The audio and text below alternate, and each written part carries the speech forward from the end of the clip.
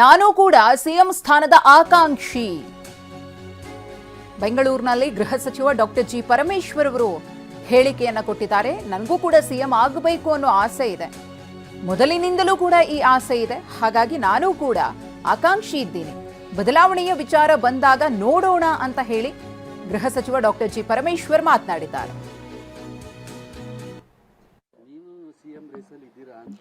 ನಾವ್ ಯಾವಾಗ್ಲೂ ರೇಸಲ್ಲಿ ಇರ್ತೀವಿ ಕಣ್ರಿ, ಅದೇನೋ ದೊಡ್ಡ ವಿಚಾರ ನೋಡಿ. ಈಗ 2013 ನಾನು ಪ್ರದೇಶ ಕಾಂಗ್ರೆಸ್ ಸಮಿತಿ ಅಧ್ಯಕ್ಷ ಆಗಿದ್ದೆ. ಸರ್ಕಾರ ತಗೊಂಡ್ ಬಂದ್ವಿ. ನಾನೇ ಮಾಡಿದ್ದೆ, ನಾನೊಬ್ಬನೇ ಸರ್ಕಾರ ತಂದೆ ಅಂತ ನಾನು ಎಲ್ಲೂ ಹೇಳಿಲ್ಲಪ್ಪ ಇಲ್ಲಿವರೆಗೂ. ಸರ್ಕಾರ ಎಲ್ಲರೂ ಸೇರಿ ಪಕ್ಷದಲ್ಲಿ ಕೆಲಸ ಮಾಡಿದ್ದೀವಿ. ಜನ ಓಟ್ ಹಾಕಿದ್ರು, ನಮ್ಮನ್ನು ಗೆಲ್ಲಿಸಿದ್ರು. ಆ ಸಂದರ್ಭದಲ್ಲಿ ನಾನು ಪರಾಭವಗೊಂಡೆ. ಒಂದು ವೇಳೆ ನಾನು ಗೆದ್ದಿದ್ದರೆ ಏನಾಗ್ತಿತ್ತೋ ಗೊತ್ತಿಲ್ಲ. ಅವತ್ತು ಹೌದು ರೇಸಲ್ಲಿದ್ರೆ ಸ್ವಾಭಾವಿಕವಾಗಿಯೂ ಪ್ರದೇಶ ಕಾಂಗ್ರೆಸ್ ಸಮಿತಿ ನಮ್ಮಲ್ಲಿ ಕನ್ವೆನ್ಷನ್ ಇದೆ, PCC ಅಧ್ಯಕ್ಷರಿಗೆ ಒಂದು ಅವಕಾಶ ಕೊಡ್ತಾರೆ. ಅದು ಕೆಲವು ಸಂದರ್ಭದಲ್ಲಿ ಆಗೋದಿಲ್ಲ. ಅದು ಗೊತ್ತಿಲ್ಲಪ್ಪ, ಕನಸೆ ಬಿದ್ದಿಲ್ಲ ಅಲ್ಲ ನನಗೆ. ನಾವು ಯಾವಾಗಲೂ ರೇಸಲ್ಲಿ ನೋಡಿ. ಈಗ 2013 ನಾನು ಪ್ರದೇಶ ಕಾಂಗ್ರೆಸ್ ಸಮಿತಿ ಅಧ್ಯಕ್ಷ ಆಗಿದ್ದೆ. ಸರ್ಕಾರ ತಗೊಂಡ್ ಬಂದ್ವಿ. ನಾನೇ ಮಾಡಿದ್ದೆ, ನಾನೊಬ್ಬನೇ ಸರ್ಕಾರ ತಂದೆ ಅಂತ ನಾನು ಎಲ್ಲೂ ಹೇಳಿಲ್ಲಪ್ಪ ಇಲ್ಲಿವರೆಗೂ. ಸರ್ಕಾರ ಎಲ್ಲರೂ ಸೇರಿ ಪಕ್ಷದಲ್ಲಿ ಕೆಲಸ ಮಾಡಿದ್ದೀವಿ. ಜನ ಓಟ್ ಹಾಕಿದ್ರು, ನಮ್ಮನ್ನು ಗೆಲ್ಲಿಸಿದ್ರು. ಆ ಸಂದರ್ಭದಲ್ಲಿ ನಾನು ಪರಾಭವಗೊಂಡೆ. ಒಂದು ವೇಳೆ ನಾನು ಗೆದ್ದಿದ್ದರೆ ಏನಾಗ್ತಿತ್ತೋ ಗೊತ್ತಿಲ್ಲ.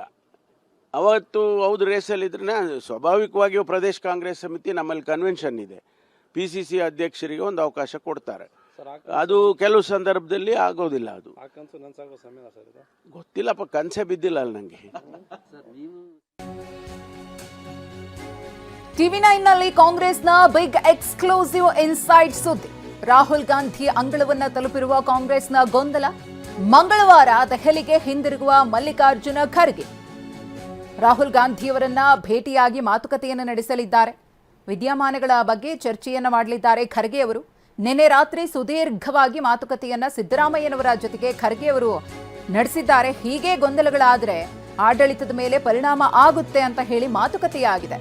DK ಆಪ್ತರಿಂದ ಸಹಿ ಸಂಗ್ರಹದ ಬಗ್ಗೆ ಗಮನಕ್ಕೆ ಸಿಎಂ ತಂದಿದ್ದಾರೆ. ಮಲ್ಲಿಕಾರ್ಜುನ ಖರ್ಗೆ ಅವರ ಗಮನಕ್ಕೆ ಜೈಲಿನಲ್ಲಿರುವಂತಹ ಶಾಸಕರಿಂದ ಸಹಿ ಸಂಗ್ರಹಿಸಿದ ಬಗ್ಗೆ ಮಾಹಿತಿ ಸಿಕ್ಕಿದೆ. ಆ ವಿಚಾರವನ್ನ ನಿನ್ನೆ ಖರ್ಗೆ ಅವರನ್ನ ಭೇಟಿಯಾದಂತಹ ಸಂದರ್ಭದಲ್ಲಿ ಸಿಎಂ ಸಿದ್ದರಾಮಯ್ಯನವರು ಹೇಳಿದ್ದಾರೆ.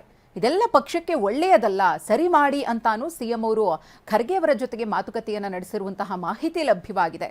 ರಾಹುಲ್ ಗಾಂಧಿಯವರ ಗಮನಕ್ಕೆ ತರ್ತೇನೆ ಅಂತ ಖರ್ಗೆ ಅವರು ಕೂಡ ಸಿಎಂ ಅವರ ಬಳಿ ಹೇಳಿದ್ದಾರೆ ಅನ್ನೋ ಮಾಹಿತಿ ಇದೆ. ಈ ಕುರಿತು ಮತ್ತಷ್ಟು ಮಾಹಿತಿಯನ್ನ ಕೊಡೋದಕ್ಕೆ ನಮ್ಮ ಪ್ರತಿನಿಧಿ ಪ್ರಸನ್ನ ಇದೀಗ ನೇರ ಸಂಪರ್ಕದಲ್ಲಿದ್ದಾರೆ. ಪ್ರಸನ್ನ, ಸಚಿವ ಸಂಪುಟ ಪುನರ್ರಚನೆ ವಿಚಾರ ಬಂದಾಗ ರಾಹುಲ್ ಗಾಂಧಿಯವರು ಖರ್ಗೆ ಅವರ ಹತ್ರ ಹೋಗಿ ಅಂತ ಹೇಳಿ ಚೆಂಡನ್ನ ಖರ್ಗೆ ಅವರ ಬಳಿ ಹಾಕಿದ್ರು. ಇದೀಗ ಮತ್ತೆ ರಾಜ್ಯ ಕಾಂಗ್ರೆಸ್ನಲ್ಲಿ ಏರ್ಪಟ್ಟಿರುವಂತಹ ಈ ಗೊಂದಲಗಳಿದೆಯಲ್ಲ, ಅಥವಾ ಈ ಒಂದು ಭಿನ್ನಾಭಿಪ್ರಾಯ ನಾಯಕತ್ವ ಬದಲಾವಣೆಯ ವಿಚಾರ ಮತ್ತೆ ರಾಹುಲ್ ಗಾಂಧಿಯವರ ಅಂಗಳಕ್ಕೆ ಹೋಗುತ್ತಾ, ಏನಾಗುತ್ತೆ ಅಂತ ಮಂಗಳವಾರ? ಪ್ರಸನ್ನ. ಮಧುಶ್ರೀ, ಇದೀಗ ರಾಜ್ಯ ಕಾಂಗ್ರೆಸ್ನ ಬೆಳವಣಿಗೆಗಳು, ಇಲ್ಲಿ ಉದ್ಭವಿಸಿರುವಂತಹ ಗೊಂದಲಗಳು ಎಐಸಿಸಿಯ ನಾಯಕರು ಭಾವಿಸಿದ್ದಕ್ಕಿಂತ ದೊಡ್ಡದಾಗಿ ಹೋಗ್ತಾ ಇದೆ. ಬೇರೆ ಬೇರೆ ರೀತಿಯ ತಿರುವನ್ನು ಕೂಡ ಪಡೆದುಕೊಳ್ತಾ ಇದೆ. ಮೇಲ್ನೋಟಕ್ಕೆ 5-6 ಮಂದಿ ಶಾಸಕರು ಮಾತ್ರ DK ಶಿವಕುಮಾರ್ ಪರವಾಗಿ ದೆಹಲಿಗೆ ಹೋಗಿದ್ರು ಅಂತ ಭಾವಿಸಿದ್ರು ಕೂಡ ಇದರ ತೆರೆಮರೆಯಲ್ಲಿ ನಡೀತಾ ಇರುವಂತಹ ಶಾಸಕರ ಒಗ್ಗೂಡುವಿಕೆ ಅಥವಾ ಬೇರೆ ಬೇರೆ ರೀತಿಯ ಧ್ವನಿಗಳು ಇದು ಹೈಕಮಾಂಡ್ನ ಮುಂದಿನ ದಿನಗಳಲ್ಲಿ ಒಂದಷ್ಟು ಆತಂಕಕ್ಕೆ ದೂಡಿದ್ರು ಕೂಡ ಆಶ್ಚರ್ಯ ಪಡಬೇಕಾಗಿಲ್ಲ. ಇದೇ ಕಾರಣಕ್ಕೋಸ್ಕರ ನಿನ್ನೆ AICC ಅಧ್ಯಕ್ಷ ಮಲ್ಲಿಕಾರ್ಜುನ ಖರ್ಗೆ ಅವರನ್ನ ಸಿದ್ದರಾಮಯ್ಯನವರು ಭೇಟಿ ಮಾಡಿದಂತಹ ಸಂದರ್ಭದಲ್ಲಿ ಇಲ್ಲಿನ ಎಲ್ಲ ಬೆಳವಣಿಗೆಗಳ ಬಗ್ಗೆಯೂ ಕೂಡ ಸುದೀರ್ಘವಾಗಿ ಮಾತನಾಡಿದ್ದಾರೆ. ಅಂದ್ರೆ ಯಾವ ರೀತಿ ಶಾಸಕರು ಪ್ರತ್ಯೇಕವಾದಂತಹ ತಂಡಗಳನ್ನ ಮಾಡ್ತಿದ್ದಾರೆ, ಅಥವಾ DK ಶಿವಕುಮಾರ್ ಅವರ ಪರವಾಗಿ ಒಂದಷ್ಟು ಜನ ಶಾಸಕರು ಸಹಿ ಸಂಗ್ರಹಿಸುವಂತ ಕೆಲಸಕ್ಕೂ ಕೂಡ ಕೈ ಹಾಕಿದ್ದಾರೆ. ಇದೆಲ್ಲದರ ಬಗ್ಗೆಯೂ ಕೂಡ ವಿವರವಾಗಿ ಮಲ್ಲಿಕಾರ್ಜುನ ಖರ್ಗೆ ಅವರಿಗೆ ತಿಳಿಸಿದ್ದಾರೆ. ಈ ವಿಚಾರ, ಸಂಪುಟ ಪುನರ್ರಚನೆಯ ವಿಚಾರ ಮಲ್ಲಿಕಾರ್ಜುನ ಖರ್ಗೆ ಅವರ ವ್ಯಾಪ್ತಿಯ ಒಳಗೆ ನಿರ್ಧಾರ ಆಗುವಂತ ಲಕ್ಷಣಗಳಿದಾವೆ. ಆದ್ರೆ ನಾಯಕತ್ವ ಬದಲಾವಣೆಯ ವಿಚಾರಕ್ಕೆ ಬಂದಿದ್ದೆ ಆದ್ರೆ ಆಗ ರಾಹುಲ್ ಗಾಂಧಿ ಅವರು ಕೂಡ ಅವರ ಅಭಿಪ್ರಾಯವನ್ನು ತಿಳಿಸಬೇಕಾಗುತ್ತೆ.